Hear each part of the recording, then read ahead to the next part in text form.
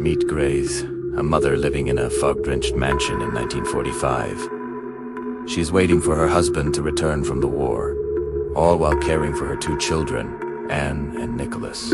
But there's a catch. The children are deathly allergic to sunlight.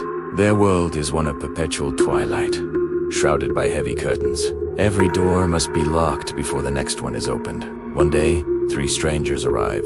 An elderly housekeeper, Mrs. Mills, a gardener, and a mute maid.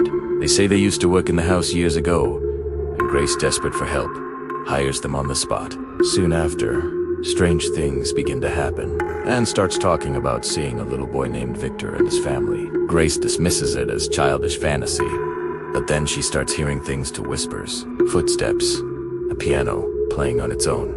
Convinced there are intruders, Grace searches the house. She finds an old photo album filled with pictures of the dead, a Victorian custom of post-mortem photography.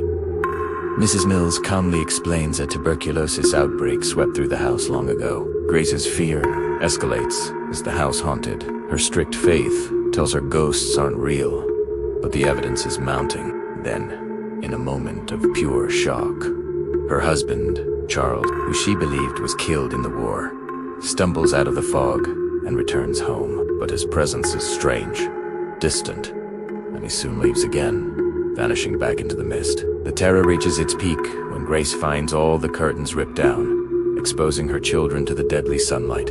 She blames the servants and throws them out. But later that night, the children discover something horrifying in the garden. Gravestones bearing the names of the 3 servants. As the servants approach, the kids run screaming. Inside, Grace finds an old photograph proving they died from tuberculosis in 1891. Mrs. Mills then reveals the terrifying truth. Sometimes, she says, the world of the living gets mixed up with the world of the dead. She tells Grace to go upstairs and talk to the intruders. Grace walks into a room where a seance is happening. A family, the new residents of the house, are trying to contact the spirits within. An old blind medium channels a message, revealing that a mother, driven mad by grief, smothered her children and then took her own life. In that horrifying moment, Grace understands. She, her children, and the servants are the ghosts. The intruders are the living family who just bought the house. The story flips entirely. We weren't watching a family haunted by ghosts.